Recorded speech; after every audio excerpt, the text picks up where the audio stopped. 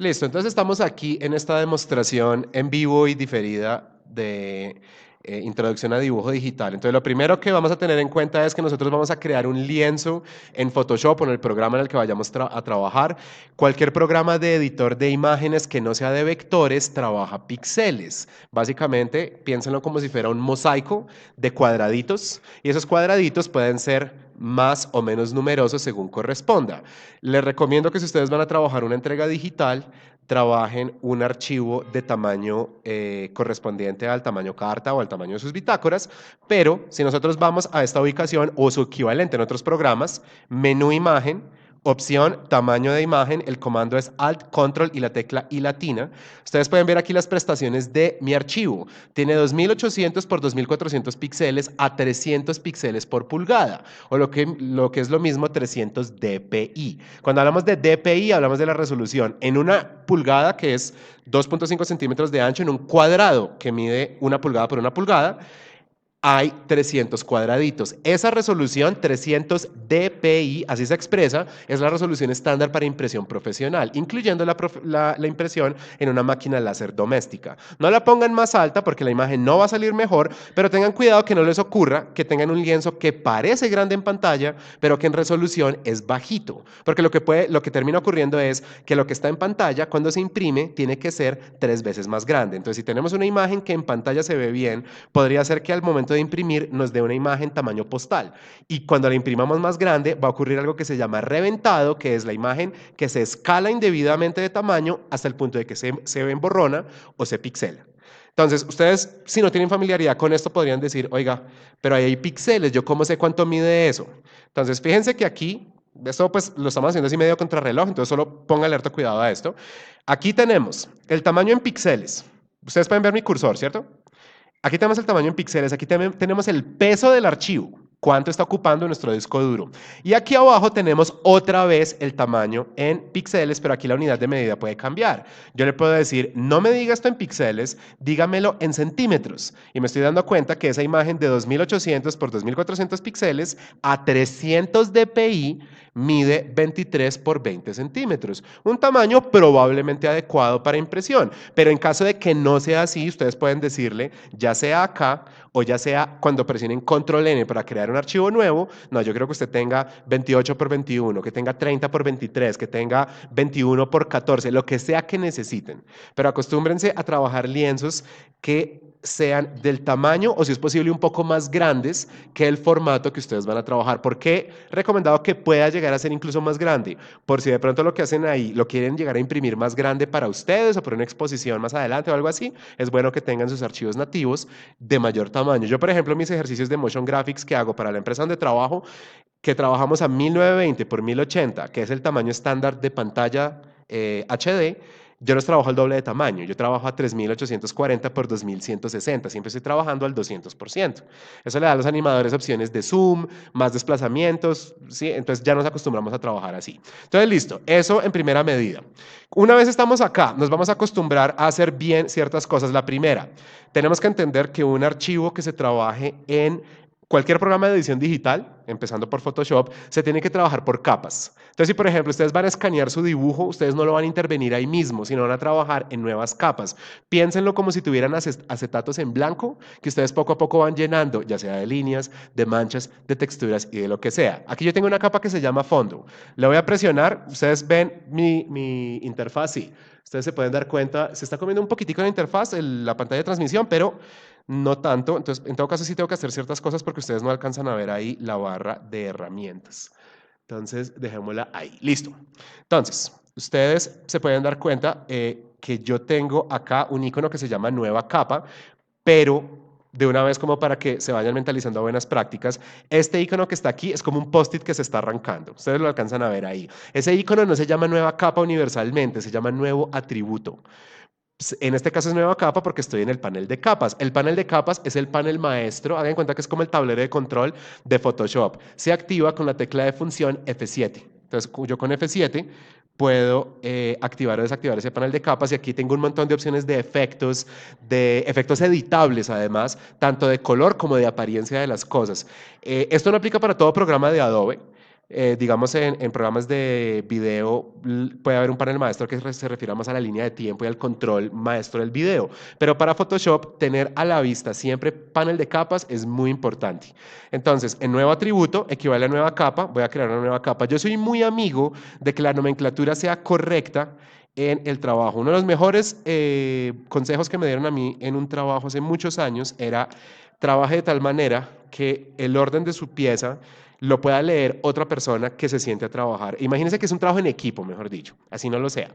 Entonces, nomenclatura de capas, que no se multipliquen capas innecesariamente, que no se desordene la interfaz. Por ejemplo, hay gente que le gusta que todos los paneles estén flotando. A mí me gusta que los paneles estén siempre que se pueda ocultos, a excepción del panel de color, para poder usar el panel de color como si fuera una paleta, así como que yo voy mezclando colores y los voy poniendo ahí. Hay gente que le gusta ver las cosas como un panel por acá extendido y otro panel también. Yo soy muy amigo de que haya un orden en la interfaz. No les puedo decir si no hacen eso, no trabajan bien, pero pues es una cosa muy de temperamentos y mi temperamento se guía más hacia seamos ordenados.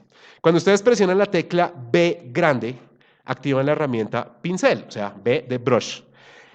La herramienta pincel es una herramienta que cuando la utilizamos con una tabla digitalizadora nos va a dar condiciones diferentes a las que nos daría un mouse. Aquí con este tablerito insoportable del portátil voy a hacer una línea. Miren lo que va a pasar acá. Tenemos una línea que no tiene un valor ni de tonalidad, ni de grosor, ni de transparencia, pero si yo hago la misma línea con la tablet, nos podemos dar cuenta que el grosor, la transparencia y la fluidez misma de la línea la controla el lápiz. Eso suena súper obvio, pero esa es la primera distinción de por qué es importante tener estas cosas, cuál es el valor que tienen. Ahora, la gente mitifica muchísimo los pinceles. Clic derecho, aquí yo tengo una galería, la galería no la armé yo, sino la armó un profesor que me dio clases hace años que se llama Sebastián Cowell. Es una galería que yo uso hasta el día de hoy. Esa galería, si la necesitan, la puedo poner en el Drive para que la empiecen a explorar. Y es muy fácil meter pinceles. Si ustedes le dicen, una vez activen la herramienta pincel. Entonces presioné la tecla y una cosa muy buena que tiene Adobe, a pesar de todo lo que le podamos criticar, es el hecho de que su interfaz es muy intuitiva. Yo puedo presionar la tecla B para activar el pincel o puedo ir a la barra de herramientas que está a la izquierda y buscar la herramienta pincel y presionar ese botón. Entonces uno se ubica rápido en lo que está ocurriendo. Cuando tenemos activada la herramienta pincel y presionamos clic derecho, aparece el cuadro de diálogo de control de pinceles. En la esquina superior derecha siempre va a haber menús secundarios. Entonces, cuando yo activo este menú secundario, aquí tengo una opción que se llama importar pinceles y ahí solo tengo que ir a buscar el archivo correspondiente donde sea que yo lo haya descargado. La extensión de archivos de Photoshop, un archivo nativo de Photoshop, tiene la extensión .psd, así como hay un archivo que es .jpg o .pdf. El nativo de Photoshop es .psd y hay una extensión secundaria que es .abr. Esas son las galerías de pinceles de Photoshop. ¿Listo? Entonces ustedes pueden conseguir pinceles en internet. En últimas, es más importante que se familiaricen con algunos buenos pinceles, no que tengan miles, porque uno en la práctica no pinta con miles, ni siquiera con docenas de pinceles. Uno pinta muy bien de pronto usando entre 2 y 10 pinceles, generalmente. Entonces, no se afanen por tener muchísimos, sino entiendan que hay algunos pinceles, por ejemplo, acá de los que yo tengo algunos que se prestan más para hacer texturas, ¿sí? Miren que acá tengo otro que yo uso con mucha frecuencia, que se llama Traditional Fill 1, que da una textura como raspada muy interesante, pero si yo le reduzco el tamaño lo suficiente al pincel, este pincel podría permitirme hacer por lo menos bocetos. ¿Listo? Y hay unos pinceles que están pensados específicamente para dibujar. Ahorita pues no nos vamos a poner a complicarnos mucho con y cómo modificamos pinceles y todo eso. Eso viene más adelante, sea en una clase conmigo o sea en una clase con otro profesor. Pero entonces para que tengan en cuenta que el pincel no es tan importante, sino la buena práctica del pincel. ¿Qué es lo más común cuando ustedes están empezando a dibujar? Ya lo hemos venido hablando desde el principio del semestre. Una mano, un antebrazo, una intuición que están muy tiesas. En tabla digital pasa lo mismo también. Entonces uno debe procurar dibujar no así, sino dibujar de la manera más ligera posible. Yo como persona que todavía está lidiando más o menos con tendinitis, no tengo dolor, no uso analgésicos, pero eso está ahí. La crisis más reciente que yo tuve fue hace como 5 meses.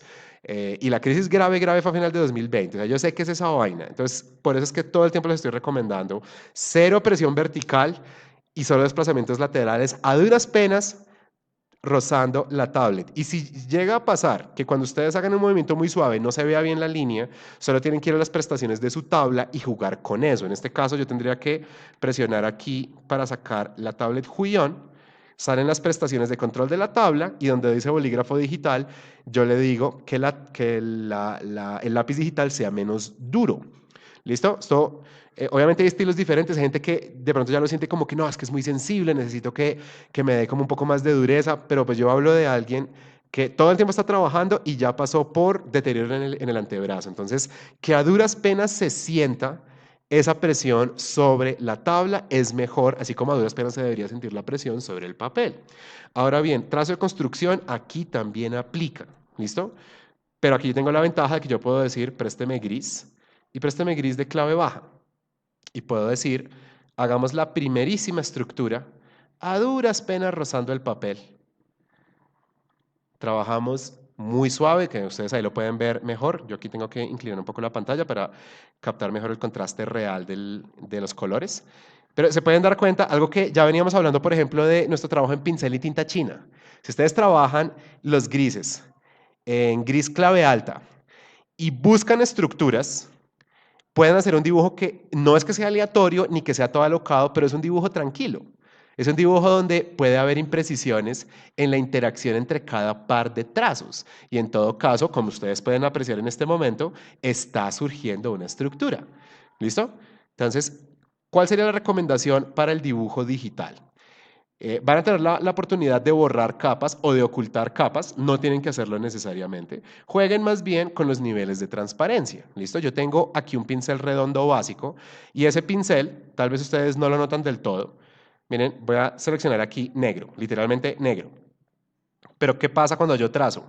Yo no trazo negro, yo trazo gris de clave media de clave baja. ¿Por qué? Porque ya este pincel tiene preconfigurada una opción que se llama opacidad según presión.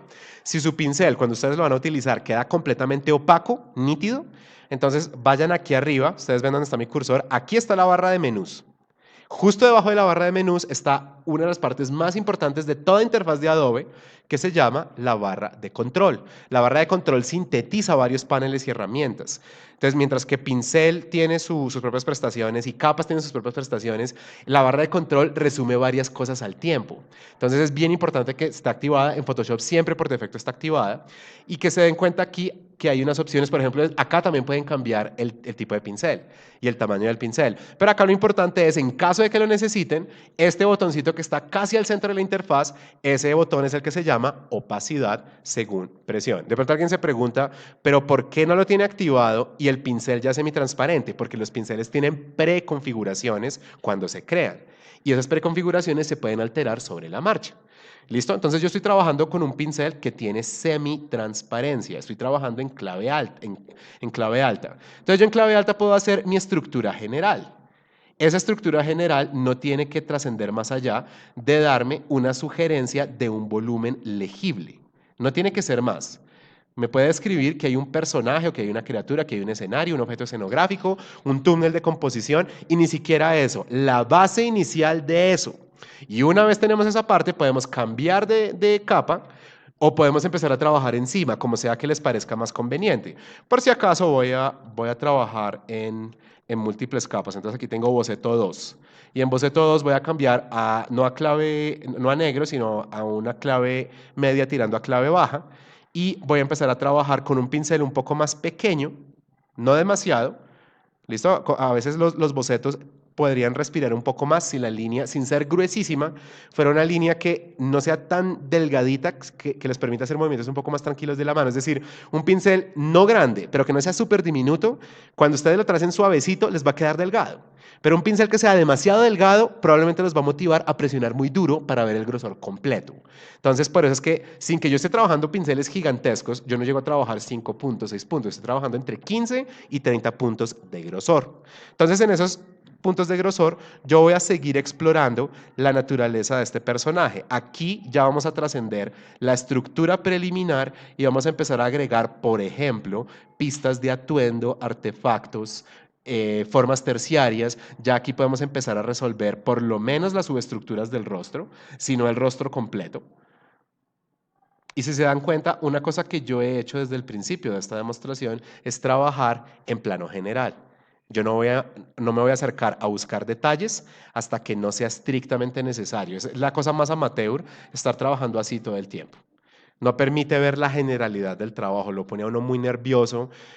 Y esto lo he visto por experiencia, no solo en mí, que esa necesidad de hacer zoom, porque es que si no, no me va a quedar bien. No, se tienen que acostumbrar a que las cosas a una distancia, pues tampoco es que les digo, trabajen así. Aunque hay gente que sí pinta así, que pinta en miniatura para asegurarse que la miniatura sea completamente legible, pero pues hay gente mucho más pro. Pero de hecho es un tipo de ejercicio bacano para hacer también. Además, en general se recomienda que en las tablets uno no esté haciendo un movimiento largo, sino un movimiento más bien corto. Entonces, por ejemplo, otra cosa que les puedo mostrar aquí es que el área de trabajo de mi tablet, miren lo que está pasando con ese rectángulo verde. El área de trabajo de mi tablet es todo esto que estoy tocando yo con mi cursor, pero yo la reduje. Eso fue porque un man que trabaja en Concept me lo recomendó y si la verdad tener que hacer un movimiento más cortico nos da más control.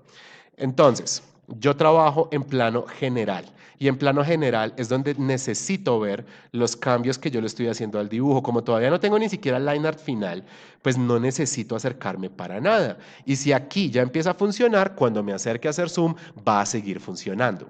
Si recordamos que el primer nivel de lectura de todo es la silueta, pues si desde acá funciona, significa que cuando hagamos zoom no va a dejar de funcionar. Entonces, algo adicional a tener en cuenta, así como en papel, buscamos que una vez trascendamos la primera estructura, añadamos, agreguemos información complementaria, yo también voy a perseguir eso aquí. No voy solamente a retener la estructura preliminar, sino voy a agregar nueva información cada vez. Por ejemplo, acá podría dejar información de escamas. El personaje podría tener unas protuberancias en las coyunturas. Tal vez el personaje podría tener sí, piezas de atuendo que nos ayuden a entender mejor su identidad, su cultura, su narrativa. Entonces, todo eso lo voy a estar agregando como formas bien diseñadas y de preferencia formas envolventes para seguir relatando la presencia de volúmenes. Y solo cuando esto ya empiece a funcionar podemos perseguir un line art final. ¿Listo? Obviamente, si no tienen experiencia en esto, no les va a salir tan rápido como me está saliendo a mí, pero lo que sí quiero invitarlos, como para que tengan en cuenta un buen primer paso, es no arranquen con línea rígida, durísima, sino arranquen desde semitransparencias tranquilas. Su antebrazo y su salud se lo van a agradecer, pero de pronto no ahorita. En 10 años les va a agradecer esas buenas prácticas. Entonces, lo mismo, la postura, la inclinación de la espalda, todo eso en digital también es bien importante tenerlo en cuenta. A veces, cuando uno da clases en salones digitales, hay estudiantes que creen que están siendo cómodos por asumir unas posturas todas extrañas, pero en realidad lo que están haciendo es deteriorándose la espalda a mediano y largo plazo. No hagan eso, por favor, eso no es bueno dañarse así la salud. Y pues muchos de ustedes eventualmente van a querer o necesitar pasar muchas horas frente al computador, entonces pues mejor llenarse de buenas prácticas. Por ejemplo, otra, hay gente que se pone la tablet en el regazo. Se la pone en las piernas o la pone frente al computador y empieza a trabajar así. Esto es pésimo.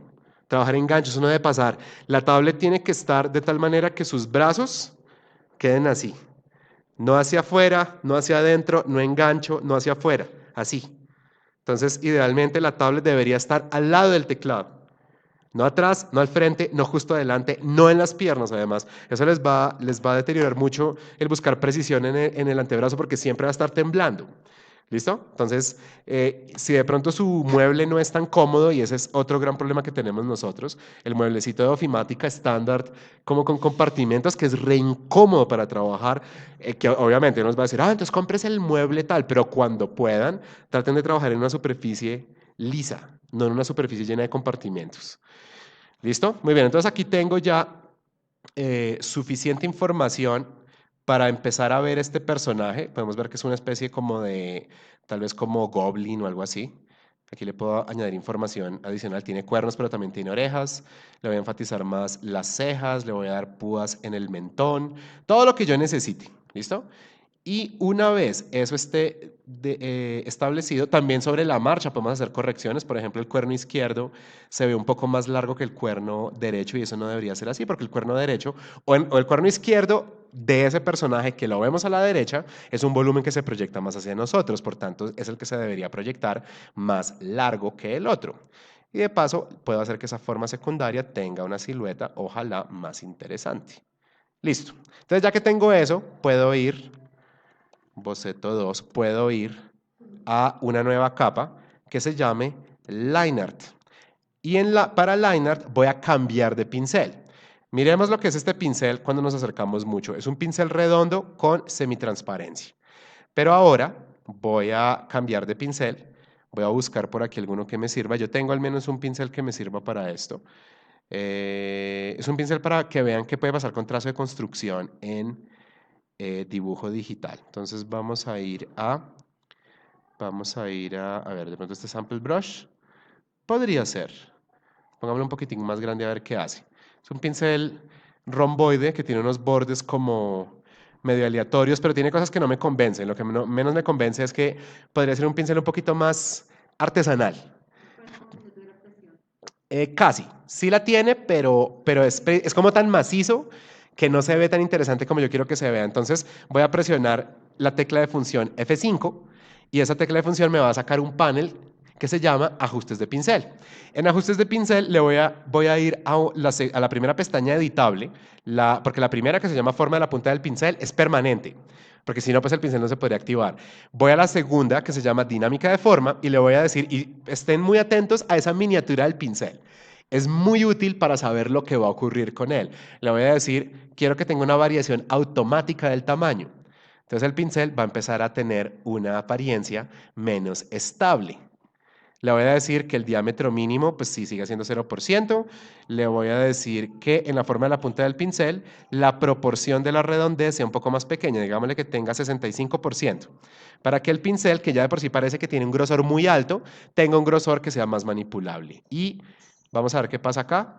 Es un pincel como interesante, de pronto ya no parece un rombo, ya parece o sea, se ve como una huella diferente, pero la huella que deja ya no es una huella tan estable, sino se ve un poquito más, ¿cómo se dice? Como más artesanal. Entonces, ¿por qué estoy eligiendo un pincel que no se vea tan estable? Algunos podrán decir, no, yo quiero es un pincel liso, perfecto, pero pues piensen lo que la huella que da el lápiz, la huella que da el portaminas, la huella que da el pincel con tinta china, esas no son huellas como de plástico, sino se ven artesanales, se ven materiales. Buscar eso no es malo sin que sea obligatorio. Entonces, yo tengo aquí esta huella de pincel y fíjense ahora lo que voy a hacer. Voy a mi panel de capas, voy a trabajar línea negra y voy a bajarle la opacidad de la capa. Aquí al lado donde dice normal tenemos el indicador de opacidad y yo le voy a bajar la opacidad de la capa. ¿Por qué? Porque al no ver la línea negra, esto lo he comprobado con mucha gente, uno se tranquiliza más al momento de trabajar. La huella negra como que se lee muy permanente. Que es importantísimo que cultiven y les digo esto oportunamente porque yo pasé años sin que me explicaran bien cómo hacer esto y sin practicarlo, que es lo más importante. ¿Cuál es la muerte del arte digital? Esto. Raya, control Z, raya, control Z, raya, control Z. Eso no se debe hacer. Así un profesional no trabaja así. Un profesional usa trazo de construcción. Entonces, para este liner final, yo voy a ir trazo a trazo. Si me equivoco, voy a considerar mucho más adecuado sacar el borrador, que lo activo con la tecla E, darle a ese borrador la huella que yo necesite, le puedo dar la misma huella del pincel que estoy usando para dibujar y borrar. Porque ¿cuál es el otro problema con control Z? Están trabajando, creen que se equivocaron y toca quitar un pedazo completo de ese arte. Entonces empiezan control Z, control Z, control Z, control Z, ta, ta, ta, ta, ta, ta, ta, ta. Mientras que borrar mantiene el flujo de trabajo. Es mucho más dinámico. Entonces, traten en la medida de lo posible de no utilizar control Z. El trazo de construcción no lo van a aprender de un día para otro, pero si ya tienen buena práctica en dibujo análogo, es relativamente rápido empezar a dibujar bien en digital. Tal vez un par de semanas de práctica continuada, 1 o 2 horas al día. Se logra, ¿listo? No es tan inmediato, pero se logra.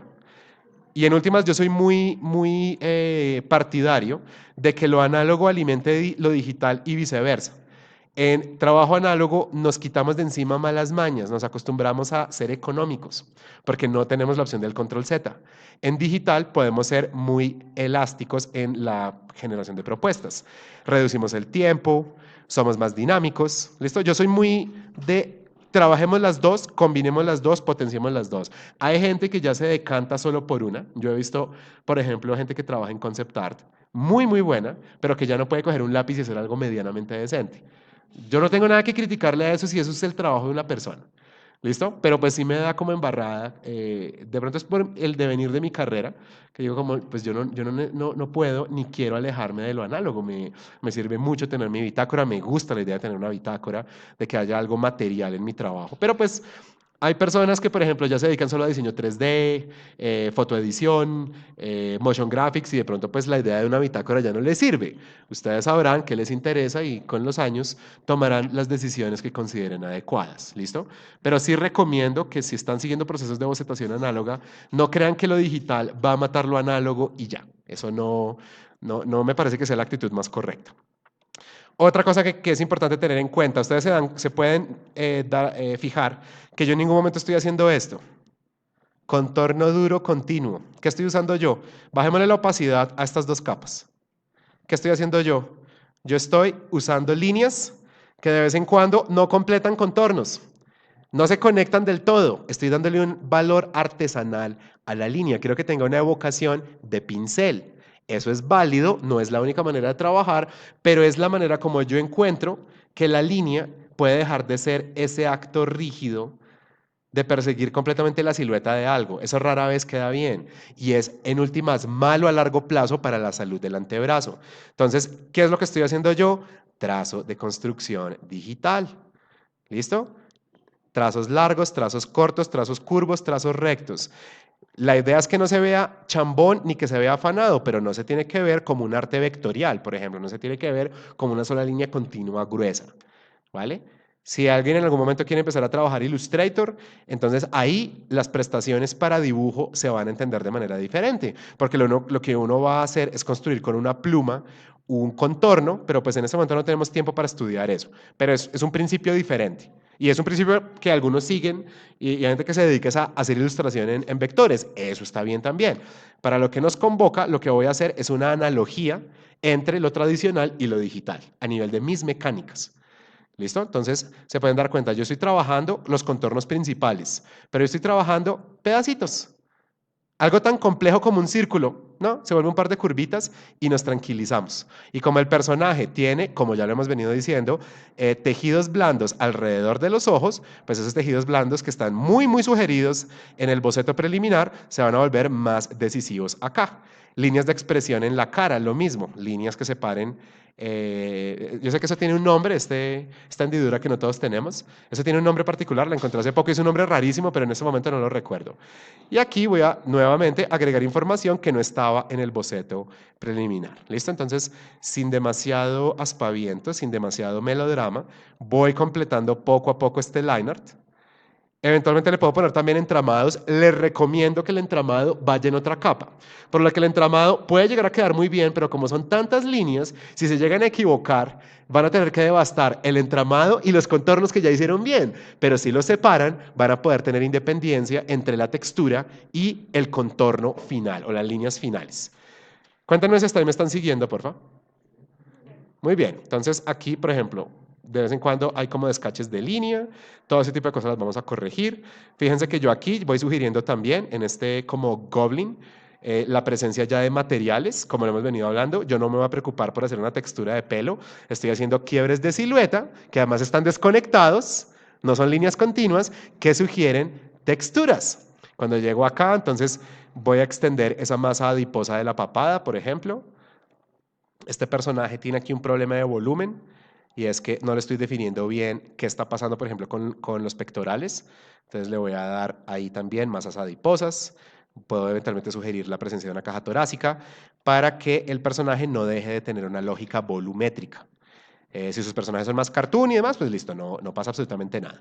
Vamos a tomarnos máximo otros 10 minutos para terminar esta línea con su textura.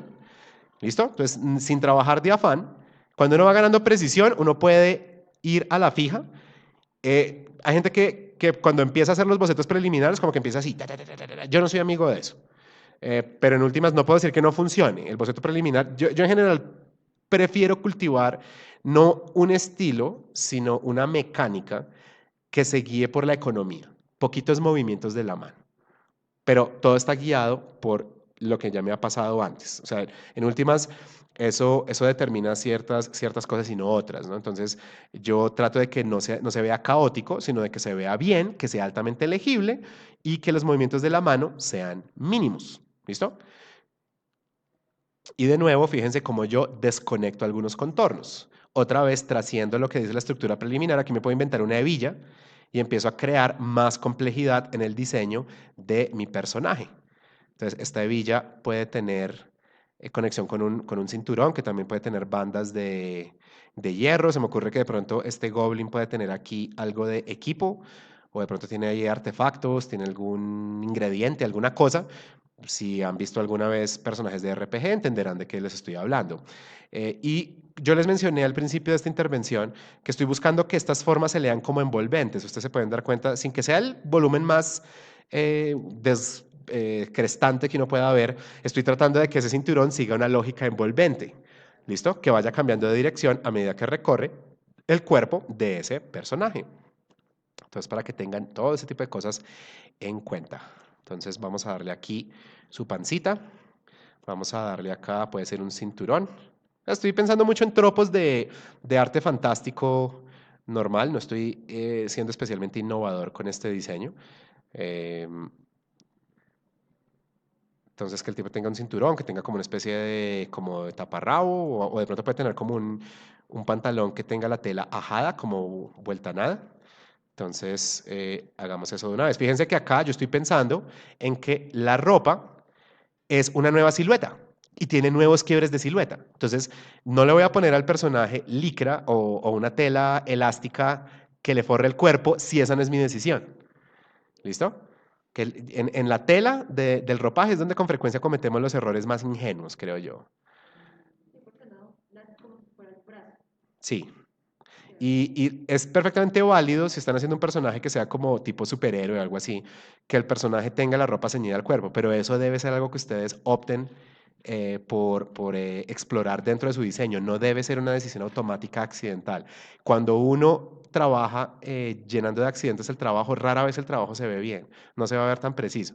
Y de verdad empieza a adquirir ¿por qué enfatizo tanto el problema con los tejidos? Porque puede llegar a verse como una longaniza envuelta en caucho. Se ve, no solamente se ve extraño, se ve incoherente respecto a lo que quieren contar con sus diseños. Entonces vamos a contar aquí la presencia de escamas y fíjense otra vez, vamos a quebrar siluetas. ¿Listo? Formas terciarias, formas que individualmente solamente serían unos tracitos curvos que no tienen descripción específica, pero por acumulación nos empiezan a hablar de una materialidad en el cuerpo de ese personaje. Me quedan creo que 5 minutos, entonces vamos a seguirla. Voy a marcar aquí bíceps y tríceps. Quiero que el personaje se vea flaco, pero que no está exento de fuerza física. Y acá vamos a volver a marcar eso otra vez. Entonces fíjense cómo otra vez estoy rebasando la estructura. Ese tipo de cosas son válidas si lo que estamos haciendo son mejoras. ¿Listo? No se mentalicen a que el boceto debe calcarse. Creo que eso los puede motivar a volverse más bien tímidos al momento de dibujar. Plantean unas estructuras generales bien hechas y las van rebasando cuando están haciendo sus líneas finales. Le meten más texturas, nuevos pliegues, nuevos quiebres, modifican el vestuario, ponen más accesorios, etcétera, etcétera, etcétera. Entonces, este llega hasta acá. Le marcamos los nudillos. Es bien curioso que yo hasta ahora voy a completar 3 semanas con mi nueva tablet, pero ya la estoy usando para el trabajo, entonces ya esa es mi tablet. Y esta, que es una tabla, esto es una machera de tabla, pero la siento durísima. Es que de verdad, la tabla gráfica, uno a duras penas la toca y la precisión de ver, sí, y no estoy hablando solo de la Julión, en una tabla gráfica en general, el nivel de precisión que uno logra sobre todo para dibujo. Hay gente que me dice, yo prefiero esto que una Cintiq o una Canvas para pintar, pero para dibujar definitivamente el cambio es cielo a la tierra. ¿Listo? Y sí, sí, eso también, porque además miren la mecánica que hay aquí. Mi vista y mi mano están en posiciones diferentes. mientras que en tabla gráfica es lo más cercano a la experiencia de materiales tradicionales. Eso también aumenta la precisión. En todo caso, no vayan a malinterpretarme como que, ay, es que solo tienen que tener tabla gráfica. Yo literalmente hasta hace 3 semanas nunca había trabajado con tabla gráfica. Las había probado, pero nunca había trabajado con ellas. Entonces, pues es válido que tengan una de estas. Además, el presupuesto a veces no da. Entonces, pues nada, hay que usar un periférico decente, pero pues no hay que ir a lo que tenga más precio necesariamente. Además de que usar ese tipo de tabletas es como más difícil porque uno a veces queriendo mirar la tableta, pero tiene que estar en el computador. Entonces, como Sí, hay gente que se pone con ciertas mañas con las que yo no estoy de acuerdo, como por ejemplo, es que yo voy a imprimir mi dibujo y lo pongo acá, entonces le calco encima. No, se van a acostumbrar a trazar lentísimo. No, eso, mire, la analogía que uno puede hacer es la de un atleta o un músico. Un buen guitarrista no está haciendo así cuando toca la guitarra. Y un buen tenista, un buen futbolista, en el momento del partido no está diciendo cómo es que se hace el taquito y el saque. No, el cuerpo aprende a hacer esas cosas. ¿Y cuál es la gracia de practicar, por ejemplo, en un intersemestral? Que uno se acostumbre a tener una mecánica básica. Por ejemplo, que uno diga, voy a aprender a dibujar tan bien como sé dibujar a mano en digital. Eso se puede hacer en 2 o 3 semanas. Porque, les soy sincero, cosas que ustedes saben que yo a veces meto comentarios que no son inmediatamente de las clases. Y este comentario, si un administrativo me oyera, de pronto me empezaría a hacer malos ojitos. A mí me desespera un poco que pelados como, no necesariamente como ustedes, sino pelados de su edad, estén pagando lo que pagan de semestre para que les enseñemos a usar bases de Photoshop. Eso me parece completamente inmoral. No dice literalmente eh, YouTube, introducción a dibujo digital o cómo pintar en Photoshop y pongas a hacer eso. sí, Pongas a hacer eso. Lo que usted no encuentra, y lo he buscado, por ejemplo, lo que yo enseño en clases de ilustración como conceptos de narrativa y semiótica aplicados a imagen, yo no he encontrado nadie que me explique. Me encuentro el Wikipedia en video. Hoy vamos a hablar de qué es una metáfora, pero no he encontrado una clase como, y esto no es por echarme flores, porque a mí, por ejemplo, me enseñó eso Julián Velázquez. Una clase que sea semiótica aplicada a ilustración, yo no he encontrado una clase gratuita de eso en YouTube. Pero bases de técnica, sí digo como, oiga, usted se está gastando todo ese poco de plata para eso. Y además con los tiempos tan cortos que hay, cuando de verdad, y por eso es que yo insisto tanto, vaya y juegue, vaya y échese todo el Fortnite que quiera, lo que sea que usted haga en su tiempo libre, pero en un intersemestral asegúrese de que usted va a practicar. Es que de verdad, todo se lo va a agradecer, la plata, la mecánica, la calidad de los trabajos, su vida profesional. Esos tiempos no deberían ser solo tiempos muertos. O sea, obviamente ustedes, cuando yo les dije hace unos días al grupo, en el grupo 8, ustedes tienen ahorita mucho tiempo y inmediatamente como que hubo la reacción y yo entiendo que ustedes ahorita, muchos ya están trasnochando, ya están corriendo con final de semestre, pero el afán que uno tiene cuando uno ya es completamente trabajador no se compara con lo que uno vive como estudiante. O sea, ¿qué significa una Semana Santa cuando uno ya está trabajando? ¿Qué significa un intersemestral cuando uno ya está trabajando? Lo que significa para mí es que el tiempo que yo estaría dando clases lo puedo dedicar a practicar. Pero el resto es trabajo a tiempo completo, ¿sí me entienden? Entonces, puede sonar un poco estúpido que alguien les esté diciendo en la práctica, esfuércense todavía más y hagan todavía más trabajo. Yo sé que suena re idiota, pero de verdad, esos periodos intersemestrales son unos periodos donde ustedes pueden articular mucho mejor lo que están aprendiendo en semestres y coger técnica básica y empezar a adquirirla. Y que cuando lleguen a clase académica, sí sea aprender cosas que solo se pueden aprender en el ambiente académico. Ese sería como el derecho de las cosas. ¿Listo? Entonces, pues les dejo ahí otra vez esa recomendación. Tengo aquí ya mi line art. Ahora voy a ir a una capa que se llame texturas, tramas. Y en esa capa texturas, tramas, con el mismo pincel, pero más pequeño, voy a empezar a agregar información y aquí le voy a dar 100% de opacidad a este personaje, voy a tomar ese pincel pequeñito y, por ejemplo, voy a decir, este man tiene pantalones acanalados. Y esos pantalones acanalados pueden tener un entramado. O sea, vamos a seguir jugando con una apariencia como de dibujo de pluma y tinta o pincel y tinta. ¿Listo? Todo eso es perfectamente vale. Y no es que tengan que hacer esto y solo esto los que van a trabajar en digital. Si van a hacer trabajo digital, ¿cuál es el requerimiento? Buena calidad. Eso es todo. Por ejemplo, no es válido, por eso las advertencias del principio de esta sesión, que hagan un buen trabajo digital pero lo impriman pixelado. Eso significa que hicieron mala gestión de archivos. ¿Listo? Pero no significa que tienen que hacer tinta china digital. Lo pueden hacer, pero no es lo único que tienen que hacer. Yo voy a elegir darle una apariencia similar a la que se lograría con pluma, brush pen y rapidógrafo. Una opción bien interesante para que tengan en cuenta, si en Photoshop presionan la tecla R, van a activar esta manito que permite rotar el lienzo. Esto no está afectando, uno puede rotar los lienzos permanentemente. Esto está rotando una visualización. ¿Por qué puede ser muy importante? Porque uno se acostumbra a trabajar una mecánica que sigue cierta dirección. La mía es esta. ¿Dónde trabajo yo peor? Así. Entonces yo trabajo muy bien acá en ambas direcciones, pero sobre todo hacia adentro. Entonces, ¿qué es lo recomendable? Que también sirve para bitácora. Rotar el espacio de trabajo, más no cambiar la dinámica de la mano. ¿Listo? Entonces, Esto, o sea, acercarse la capa que está así y que se convierta al otro lado. no, Invertir. pero yo no estoy invirtiendo, yo solo estoy rotando. Sí, pero otra buena de esas es invertirla porque no tiene. Pero invertir para lo que nos sirve sobre todo, Luis, es para ver si las proporciones de lo que estamos haciendo están quedando bien. Eso viene también de arte tradicional. Si estás haciendo un retrato y quieres saber si de verdad está quedando bien hecho, míralo proyectado en un espejo. Porque de verdad hay cosas que uno no se da cuenta que están empezando a quedar desconfiguradas y solo en el reflejo se ven. Hay hasta memes de eso, que uno dice, uy, terminé el arte, quedó una chimba, le doy flip y ¡pum! Sale como un orco ahí todo raro. Pero horrible. Sí, no, eso es una experiencia muy real y uno se va acostumbrando ahí como a calibrar proporciones. Entonces, fíjense, yo aquí voy a agregar solo algunas tramas, por ejemplo, para sugerir que, aquí se me ocurre hacer algo como esto. Le hago quiebres a esa coraza. Entro aquí y le digo, esos quiebres son grietas que tiene la armadura. Eso ya es un índice de narración. Índice de uso, de vejez, de las eventualidades que ha pasado, por las cuales ha pasado esa criatura o ese personaje. Aquí me quedó un pedacito que me estaba comiendo, entonces acá vamos a decir pelaje.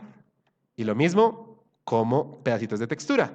Y también valdría la pena terminar de decir que esto aquí es otro pedazo de la coraza. Entonces vamos a integrar esto otra vez. Y ya saben, en lugar de crear revestimientos de textura, usamos abstracciones de textura. Entonces, por ejemplo, acá para potenciar esto, le voy a decir remache, remache, remache, remache, remache, y ya que eso me termine de contar que esto es metal que está martillado. ¿Listo? Todas esas son pistas de narración y son más valiosas que hacer intentos de texturas realistas. Alejémonos un toque de este mancito y veamos cómo está. Si ustedes van a la manito de desplazamiento que activan con la tecla H y le dicen doble clic, ven el lienzo en su totalidad. Ahí vemos que tenemos un personaje, es un personaje que se deja trabajar, pues. Ahora, vamos a una capa nueva y la vamos a llamar sombras. Y en sombras, como estoy haciendo un boceto, ¿por qué no puedo escribir bien? Sombras, listo. Como estoy trabajando un boceto, yo no voy a hacer el silueteado de todo este personaje para ponerle un montón de texturas, yo simplemente voy a cambiar de pincel y le voy a hacer como una aguada digital. Entonces presiono la tecla B, presiono clic derecho y voy a buscar un pincel que me sirva. Yo creo que de pronto este que se llama Tyrion podría servir. Sí, pero entonces le voy a decir F5 y en F5 me voy a asegurar que en dinámica de forma, miren que en este momento es como una brocha, casi como un rodillo, pero si yo le digo diámetro mínimo, que es el segundo dial, lo convertiré en una huella más caligráfica.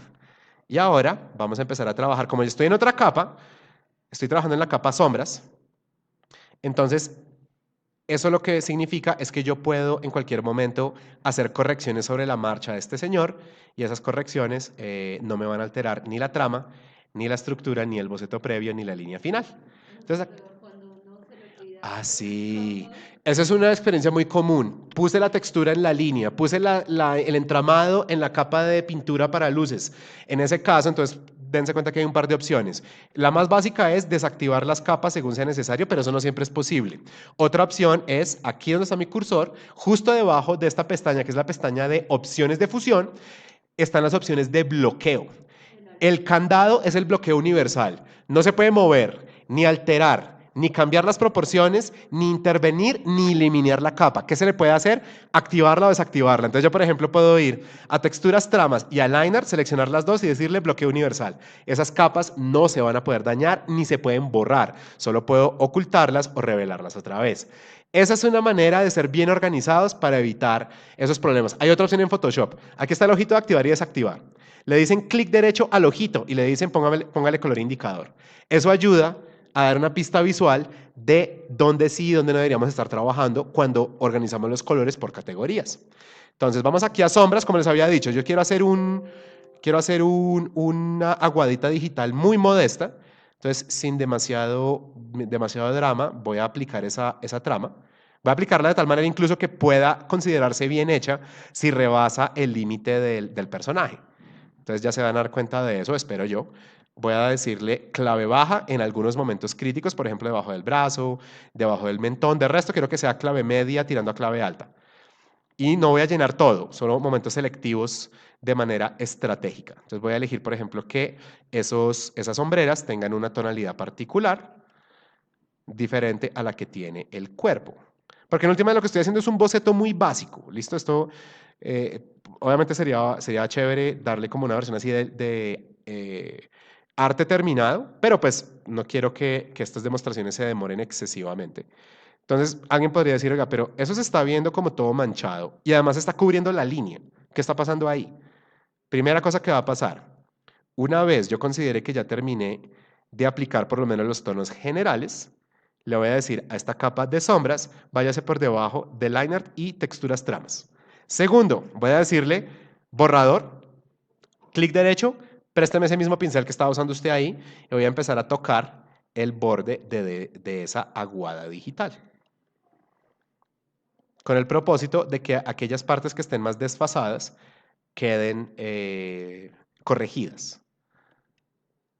Entonces, que sea como un boceto al que yo le pasé un poquitico de tinta china en clave alta y eso podría ser todo por ahora. Obviamente, se puede hacer esto un poco más terminado. Yo eso sí lo entiendo. Y ustedes también lo entienden. Y más o menos por ahí ya podríamos decir, tenemos un personaje. Creo que donde valdría la pena profundizar luz y sombra es aquí en los ojos. Entonces, en las cejas. Ah, y más importante que en las cejas, debajo de las cejas, entre las cejas y el ojo. Así como alrededor de la nariz, como en las líneas de expresión. Ahí valdría la pena detenernos lo que sea necesario para poner un poquito más de información y que el trabajo quede un poco mejor como descripción de volumen. Entonces, por ejemplo, puedo tomar un poquito de luz, pasársela aquí al pómulo opuesto, al pómulo que estaría en sombra, pues. Y también puedo decir los ojos, como son esferas reflectivas, tienen que tener algo más de brillo que el resto de la cara. También aquí dentro de la oreja podemos poner un poquitín de sombra y creo que ya solamente habría que ver dónde podemos ponchar desfases y esta fase podría terminar. Dense cuenta que incluso tengo a la vista el boceto previo y de hecho a esta capa de sombras le voy a decir después de la ultimita corrección que sí vale la pena hacerla, por ejemplo acá y aquí y acá. Y también unificar un poco estas tonalidades que están aquí. Que se vea parejito, que no se vea, por más que sea aguada que no, o pretensión de aguada, que no se vaya a ver descuidado ni afanado. Y ahora le puedo decir a esta capa de sombras, modo de fusión multiplicar, lo que significa, sobre todo si la capa de boceto es un poco más oscura, que esta capa de sombra ya no es una capa opaca, sino que le está agregando información de color y tonalidad a todo lo que está por debajo. Entonces ahí tengo un boceto, es un boceto legible, es un boceto funcional, le falta algo más para considerarse un dibujo terminado, pero esa sería la mecánica que yo puedo seguir para ejecutar dibujo digital. ¿Listo? ¿Preguntas? Entonces editemos el dibujo de Alfredo. Otra opción que ustedes tienen es hacer edición de sus dibujos análogos en medio digital. Entonces vamos de una vez a guardar esto, lo voy a guardar aquí en el escritorio. BIPG Demo S14A.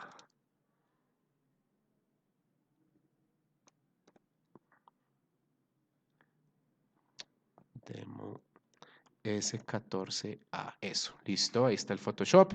Y ahora voy a tomar todas estas capas de mi primer demo y les voy a decir Control G y las voy a meter dentro de una carpetica propia que se llame Demo 1. Es importante ser bien ordenado. Entonces, en este mismo lienzo voy a incluir los dibujos de su compañero Alfredo. Entonces, voy a sacar mis descargas y le voy a decir a este dibujo que se arrastre y caiga sobre Photoshop. Alternativamente le podría decir doble clic para que se abra directamente en Photoshop. Esta también es una alternativa. Entonces, este dibujo en este momento está viéndose, o esta sábana de dibujos se está viendo horizontal, solo para efecto de esta demostración la voy a poner vertical y tengan mucho cuidado con esto. Otra cosa que suena súper obvia, pero de pronto para un estudiante de primer semestre no lo es. Es válido que uno vaya a trabajar los dibujos reduciéndoles un poco la escala. Es válido incluso aumentarles un poco la escala y uno los edita y se siguen viendo bien.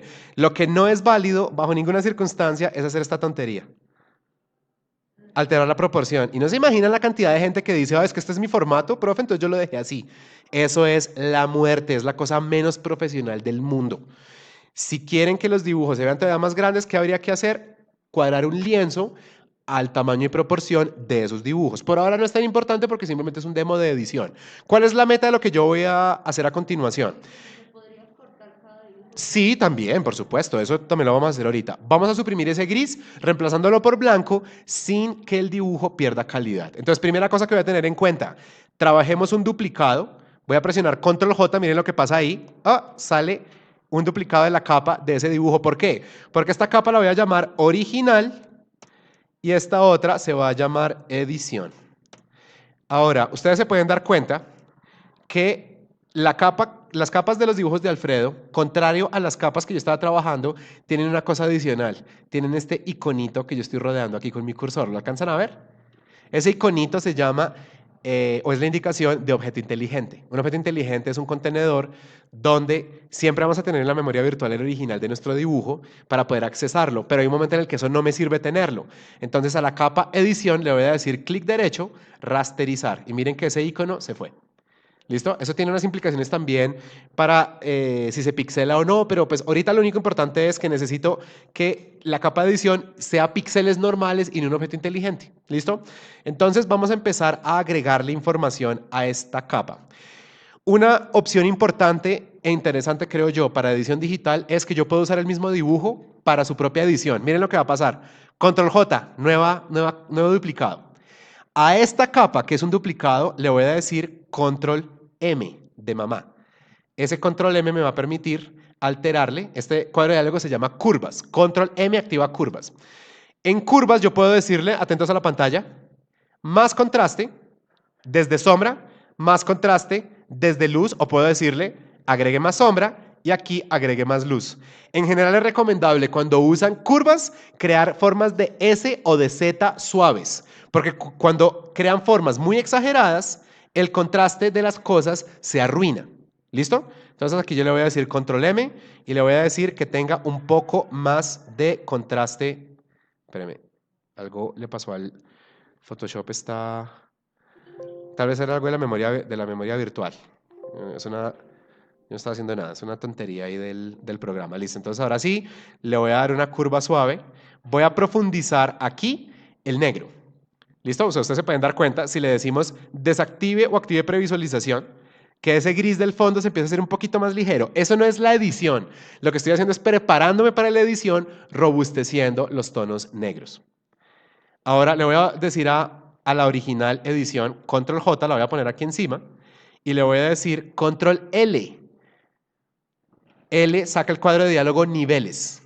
Y le voy a decir, quiero que se aumente mucho las luces. Pero ustedes podrán decir, no, ahí el dibujo ya se está arruinando. Sí, pero es que yo voy a usar una capa para editar otras. Entonces le voy a decir Control L para suprimir ese gris. Y ahora le voy a decir modo de fusión, superponer o luz suave o luz fuerte.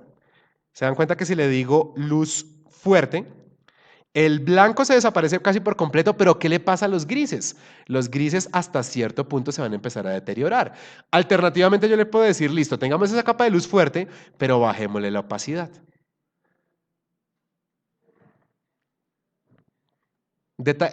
Hay una apariencia incorrecta en la edición de los dibujos digitales y es que parecen que estuvieran siendo quemados. Si tienen grises, el gris desaparece, el negro se profundiza al resto y la línea de contorno se empieza a adelgazar. Eso no debe ocurrir.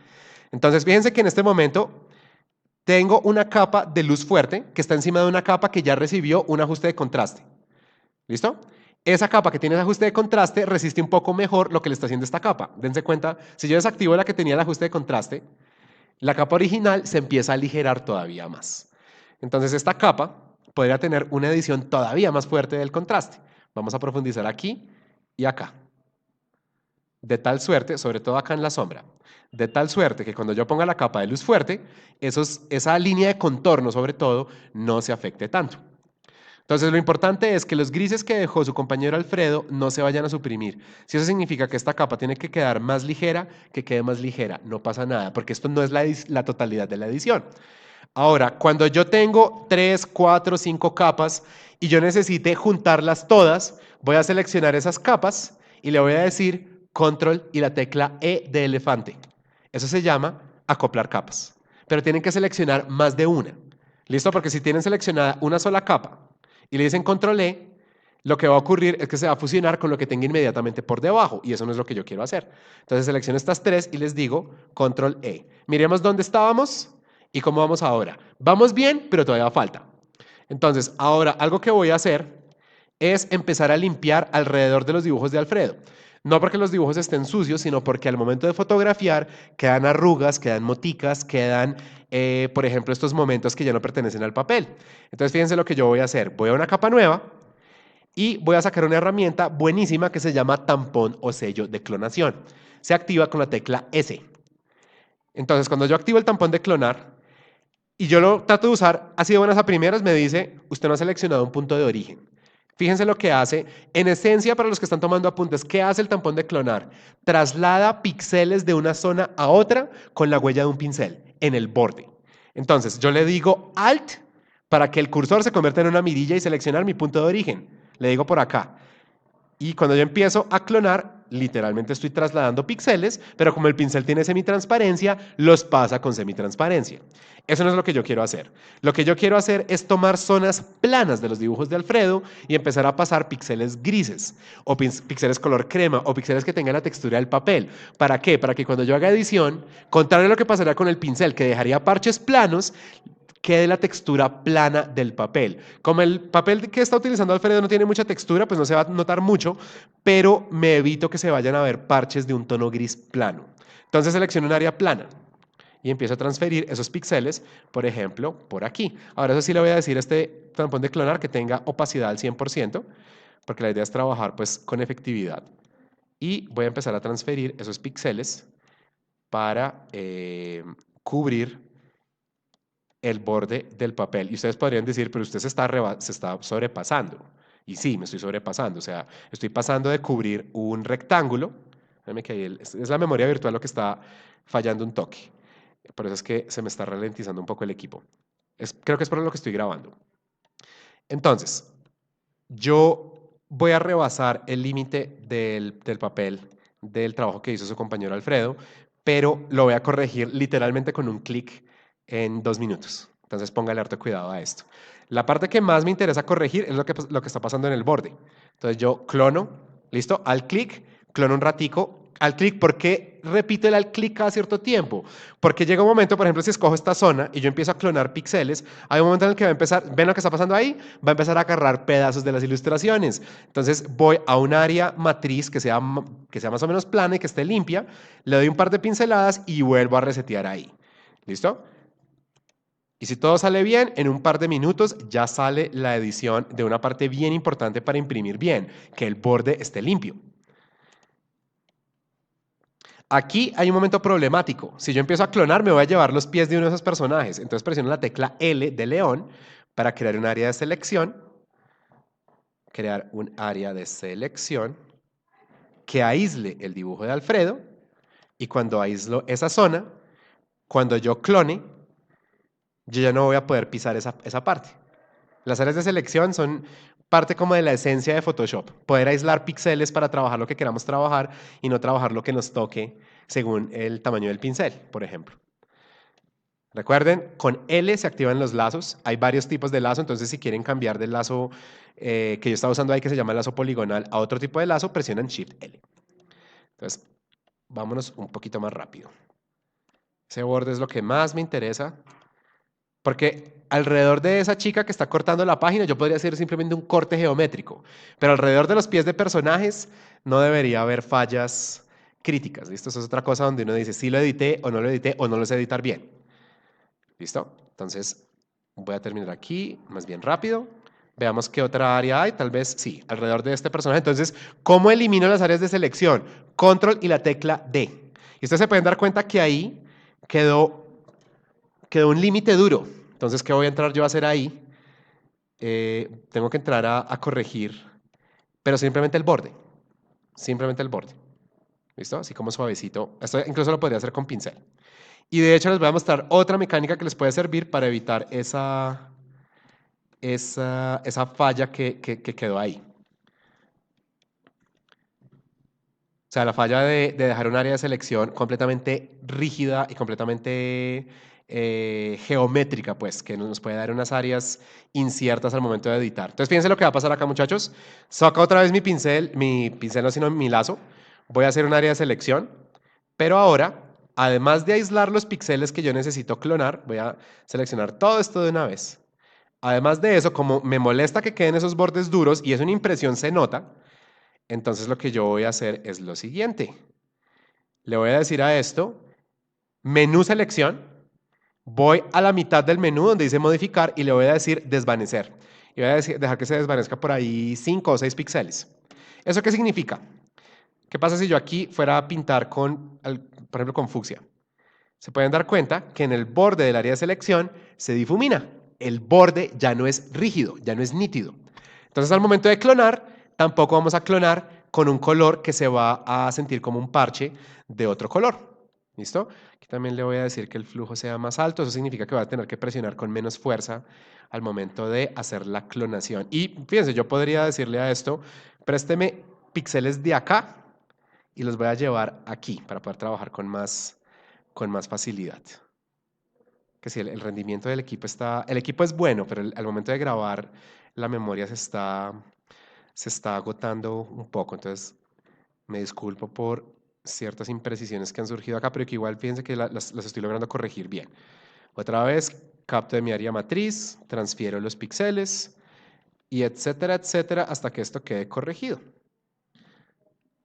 Capto, transfiero, hasta que quede listo.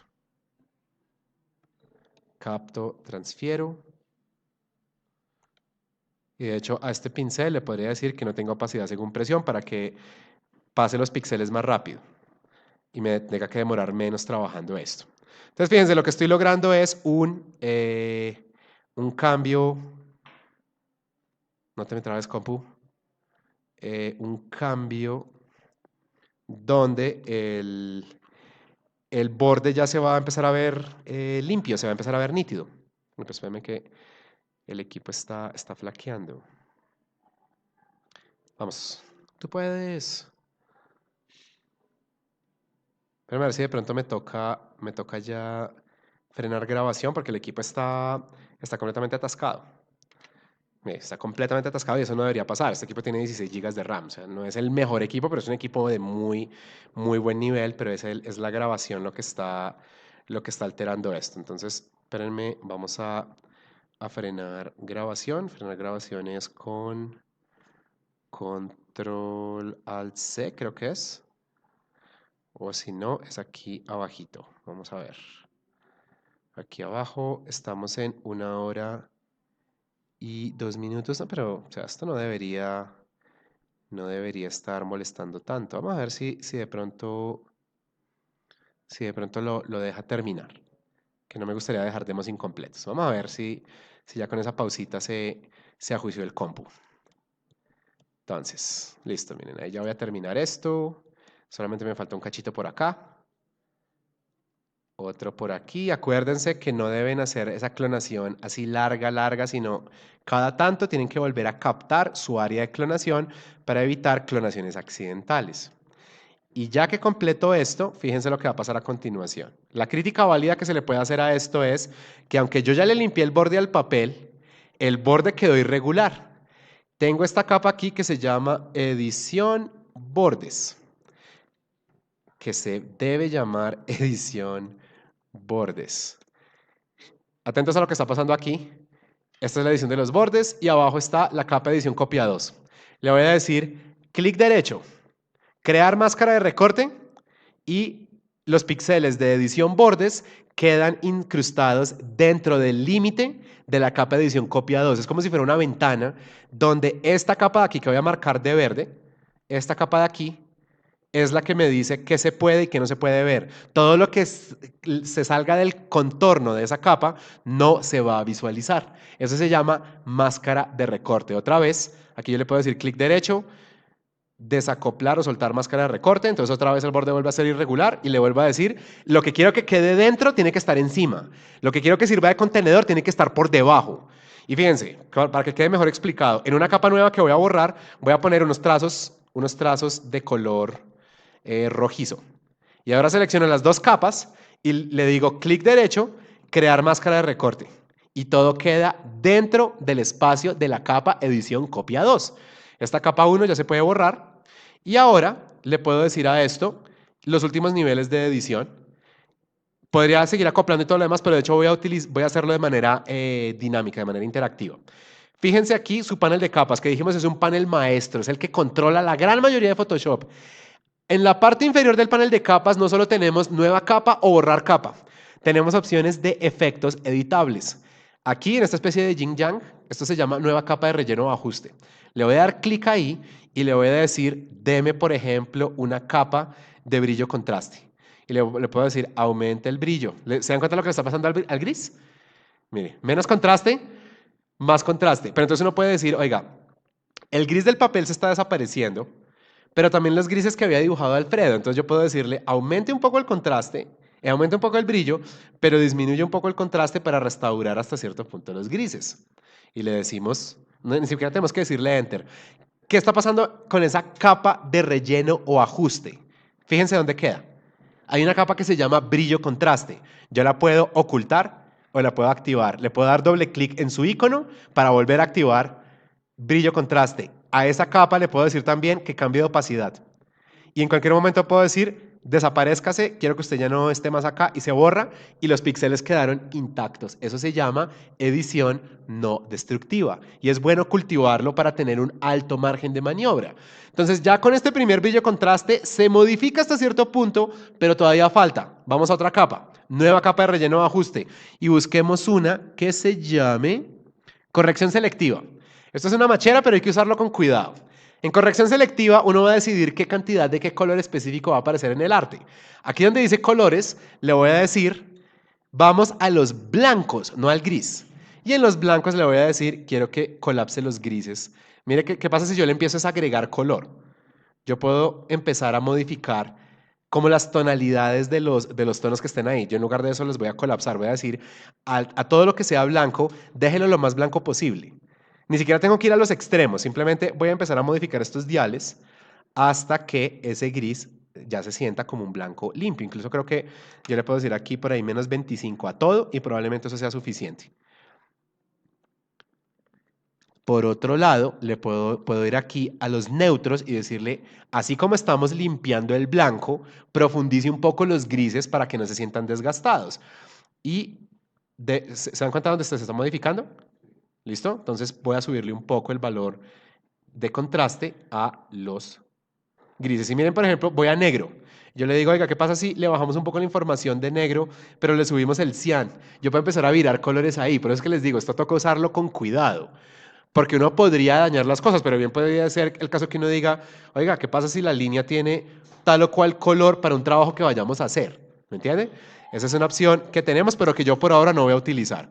Entonces, otra vez, fíjense, ¿dónde estábamos antes? ¿Dónde estamos ahora? Eso sí, hay que hacer la aclaración. El gris que tenemos acá sigue sufriendo un cierto nivel de deterioro. Pero ustedes se dan cuenta que cada una de estas capas, y ya con esto terminamos el demo, brillo, contraste y corrección selectiva, se dan cuenta que tiene el icono que activa el efecto. Miren, le doy doble clic acá, volvemos a corrección selectiva de colores. ¿Se dan cuenta que al lado de esas dos capas hay unos cuadraditos blancos? Esos cuadraditos se llaman máscaras de capa, no máscaras de recorte. Esto de aquí es una máscara de recorte. Esto de acá se llama máscara de capa. La máscara de capa oculta o revela píxeles, no los borra. Fíjense, por ejemplo, que si yo fuera, vamos a guardar todo lo de Alfredo acá, en una carpeta que se llame Demo 2, edición, dibujos. Yo podría ir a mi arte original, al Goblin este. Y miren lo que puede pasar acá, solo para que entiendan que es una máscara de capa. Le digo al grupo, no solamente una capa individual, máscara de capa. Y ahora tomo un pincel y empiezo a trabajar encima. Yo no estoy borrando nada. Yo estoy ocultando píxeles, porque estoy trabajando en negro. Ahora, miren lo que pasa cuando presiono la tecla X. ¿Se dan cuenta de lo que ocurre? X cambia los colores y ahora cambia a blanco. ¿Y qué está pasando?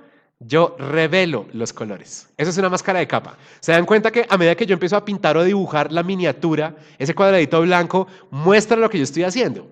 Y en cualquier momento yo le puedo decir a esa máscara de capa, Shift clic, quiero que usted se desactive. No está eliminada, está desactivada.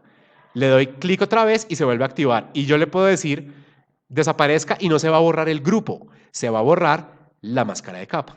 Entonces, ¿qué es lo que va a pasar acá? Yo voy a ir a la capa que haya alterado más los grises, que creo que es corrección selectiva. Aunque brillo contraste también hizo lo suyo.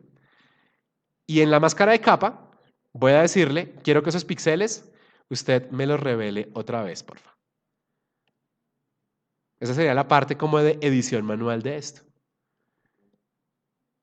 Y no es lo mismo, Alfredo y grupo, que ponerse a siluetear todos los dibujos otra vez. Es simplemente donde uno se dé cuenta, oiga, aquí los grises se están alcanzando a deteriorar, quiero verlos otra vez. ¿Listo? Los vamos a revelar otra vez ahí. Y ese sería el fin de esa edición. ¿Listo? Entonces, para que tengan en cuenta ese método. De hecho, solamente habría una cosa aquí pendiente por hacer. Ustedes se pueden dar cuenta que el fondo todavía no es completamente blanco. Entonces voy aquí al selector de color y leo el fondo, y el fondo literalmente es 0000, todo es blanco. Pero ¿cuál es el fondo de los dibujos de Alfredo? Es de vez en cuando, espérenme que tengo que estar fuera de una máscara de capa para que esto funcione. Sí, en la máscara de capa me dice, tiene 1% de cian, 1% de magenta, 1% de amarillo, lo que suma un gris delgadísimo que probablemente no se alcance a imprimir, pero digamos que ustedes como yo sean quisquillosos y quieran que la cosa esté sí o sí bien corregida al máximo. Ahora yo puedo decirle capa nueva y le voy a decir borde blanco final. Voy a crear un área de selección que sea apenas más grande que los dibujos de Alfredo. Voy a presionar la tecla G para activar la gradación. Y si sale el bote de pintura, Shift G. En la parte superior de la herramienta gradación me voy a asegurar que la opción seleccionada sea la segunda, no la primera. La primera es de color a color opaco. Eso rara vez se ve bien. La segunda opción es color a su misma transparencia. Entonces, teniendo seleccionada esa opción, me aseguro que el color que yo tenga seleccionado sea blanco, que la opacidad sea 100% y ahora de afuera hacia adentro, con la gradación lineal, que es esta primera opción, le voy a decir, quiero que el borde sí o sí sea completamente blanco. Entonces, miren lo que quedó ahí. Ya vamos a corregir eso. Se corrige con una pinceladita del pincel blanco normal. Y acá simplemente le voy a hacer una chiquitica para cortar ahí en el fondo. Y acá, como eso no puede quedar así porque eso sería un pésimo error de control de calidad, simplemente voy a borrar para recuperar el resto de ese dibujo de Alfredo. Hagámosle una última visualización a esto, a ver qué fue lo que pasó. Nosotros empezamos, otra vez doble clic en la mano de desplazamiento para ver la totalidad del lienzo y nosotros, ¿cómo llegamos acá? Llegamos aquí y ahora estamos aquí. Obviamente, cuando nosotros desactivamos, uno se puede dar cuenta como, uy, pero todavía hay grises que valdría la pena corregir y toda la cosa. Entonces, por ejemplo, acá, en brillo contraste y en corrección selectiva, podemos seguir alterando esto. ¿Listo? Pero en esencia, ahí tenemos un dibujo que ya tiene edición digital. Es un poco más dispendioso que la edición de un app, pero es mucho más sofisticada. Nos permite encontrar sobre todo más valores de gris y hacer correcciones que no nos permite hacer el celular. Correcciones del borde, correcciones del tamaño de las cosas. Tú mencionabas, Luisa, que uno podría rearmar esto. Vamos a terminar el demo con ese rearmado. Entonces, ustedes se dan cuenta que tengo aquí el Goblin, Demo 1. Tenemos otro grupo que se llama Demo 2, edición de dibujos. A ese Demo 2 le voy a decir Control J, oculto el original, y a esta copia le digo Control E. ¿Y qué hace? Todo el interior, que son como 15 capas por ahí, se convirtieron en una sola capa. Pero es una copia. porque siempre quiero tener acceso a esto. Eso es otro ejemplo de edición no destructiva. Y ahora voy a decirle a esta copia que la vamos a llamar formato ejemplo. Vamos a sacar el lazo, pero no solo es lazo poligonal, porque por ejemplo hay tablas que hacen doble clic accidental y cierran los lazos poligonales, y eso es hartísimo. Entonces cambio el lazo estándar, Shift L, hasta sacar el lazo estándar, que me permite trazar con el pulso. Con esta herramienta uno incluso puede llegar a dibujar, y es bien, bien bacano. Es incluso una herramienta que yo considero un buen diagnóstico de cuál es su nivel de dibujo. Hágase un dibujo que sea literalmente una silueta en el lazo normal, a ver cómo le va. Ya creo que no les voy a decir que lo hagan ahorita, pero ténganlo en cuenta como un ejercicio de como medición de nivel. Entonces fíjense lo que va a pasar acá. Aíslo, presiono Control J. Control J a secas es duplicar capa. Pero cuando tengo un marco de selección activo, Control J es duplique en capa nueva solo lo que tenía seleccionado. Voy a seguir haciendo esto. Por ejemplo, voy a tomar estos tres gestos y los voy a aislar también. Shift y lazo me permite seguir agregando. Por si, por ejemplo, mi área de selección que saqué con el lazo estándar se está comiendo algún pedazo de los bocetos, pues ahí vale la pena volverlos a aislar. Y ahora vamos a aislar estas cabezas. Aquí se me toca tener cuidado, pero me está yendo bien. Control J, pero Control J en el original. Y por último, estas tres vistas de este personaje bien interesante. Vamos a aislarlas también. Asegurémonos que no estemos cortando nada por accidente. Y otra vez en la capa formato ejemplo, Control J, ya tengo esas tres figuras. Ahora, disculpen, fíjense lo que va a pasar acá. Photoshop no pixela las imágenes. Photoshop las emborrona. Es decir, si yo tengo el duplicado de esta chica que dibujó Alfredo y yo le digo transfórmese subiendo varias veces de tamaño, la imagen no se llega a deteriorar tanto como un pixelado, pero la imagen se empieza a emborronar. Comparémosla con la original. La original se ve nítida, mientras que esta, sobre todo en los bordes, se empieza a ver como toda escalonada. Eso no es bueno. Pero también hay otro problema. Ustedes empiezan a trabajar y no saben qué hacer con ese formato todavía. Entonces dicen, voy a pasar esto por acá. No, pero es que yo quiero que esto quede más grande. No, pero es que toca que quede más pequeño. No, pero es que sí, definitivamente necesito que quede más grande. ¿Y ya qué le pasó a esto? Se está emborronando. Así está el original, así está esta versión. Pero fíjense la machera de lo que va a pasar a continuación. A esta capa 1, que la vamos a llamar Girl, le voy a decir clic derecho, convertir en objeto inteligente. Pónganle mucha atención a esto. La convierto en objeto inteligente y ahora le digo a esa capa Girl, Control T, que es la transformación. Usted va a quedar diminutísima, pero diminuta, absolutamente diminuta. Enter. Y vamos a hacer lo mismo con esta chica que ya de por sí tiene deterioro. Usted va a quedar también diminutísima. Ahora, tomamos a la primera, la que solo son píxeles. Atentos a qué tiene y qué no tiene ese icono en la miniatura. ¿Sí lo ven? Es como una cajita en la esquina inferior derecha de la miniatura. A la capa que no tiene objeto inteligente, cuando la restauro a su tamaño, este dibujo ya básicamente se destruyó. Sin que quede pixelado porque Photoshop no pixela las imágenes. Illustrator sí pixela, InDesign hasta cierto punto pixela, pero Photoshop remuestrea.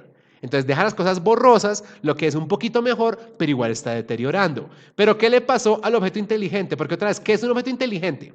El objeto inteligente me dice, en este momento usted tiene una muestra mía ahí pequeñita, pero en la memoria virtual tiene el original.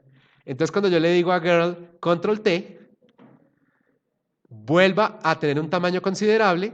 ¿Qué le pasó a esta? No le pasa absolutamente nada porque el objeto inteligente siempre está guardando el original al tamaño que es. Entonces, ¿cuál es la ventaja de crear objetos inteligentes? Yo voy a tener la posibilidad de organizar mi formato y a medida que cambie los tamaños, desde que no extienda las imágenes mucho más grandes de lo que son en realidad, no se van a deteriorar. Y sobre todo, cuando yo las cambie un poquito de tamaño y otra vez las suba, no va a haber remuestreo, no va a haber pérdida de información, no se va a volver borrosa la imagen. ¿Listo? Entonces aquí vamos a muy rápidamente llamar a esto cuerpos.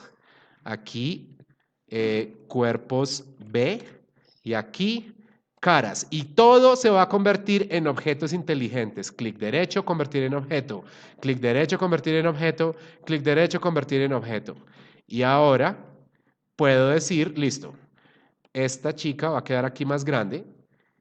Como el aumento de tamaño no fue tan significativo, el deterioro de la imagen no va a ser muy grande. Pero en todo caso, bien atentos a lo que va a pasar ahí, le puedo decir filtro, menú filtro, submenú enfocar, enfocar una vez o de pronto dos veces. Podemos aplicarlo otra vez. Sin, con, sin, con. Cambia un poquito el contorno de la línea, porque en últimas, no es que si su imagen mide 10 centímetros y la dejan de 11 centímetros se les dañó. Por lo menos en Photoshop, no. Pero si su imagen mide 10 centímetros y la dejan de 20, ahí se va a empezar a volver muy borrosa. Eso sí no es recomendable. Entonces fíjense que voy a dejar a esta chica aquí grande, pero respetando espacios negativos para no ir a crear tangentes.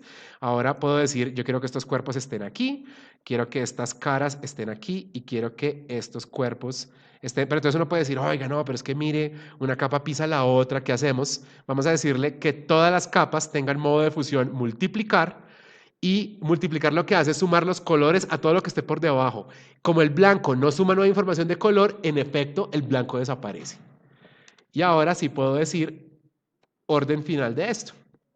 Entonces, por ejemplo, qué sé yo, que estas caras estén aquí, que estos tres cuerpos estén por acá, de pronto un poquito más pequeños. O incluso yo podría decir, quiero que queden de ese tamaño, pero voy a tomar esta aquí y le digo control J, creo un duplicado y usted véngase para acá.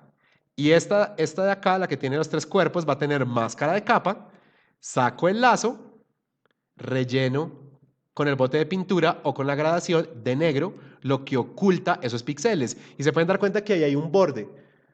O bueno, creo que no lo alcanzan a ver, pero yo sí alcanzo a ver que hay un borde gris ahí. Más o menos queda un poquito. Entonces, yo le doy un par de pinceladas difuminadas para que ese borde cambie de blanco a gris.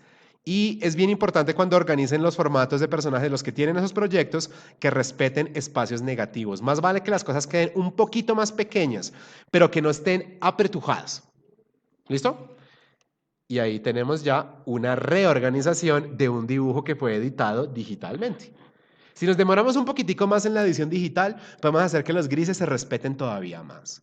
Porque sí se ven un poquito quemados, pero lo importante es que no desaparecieron. Eso sí.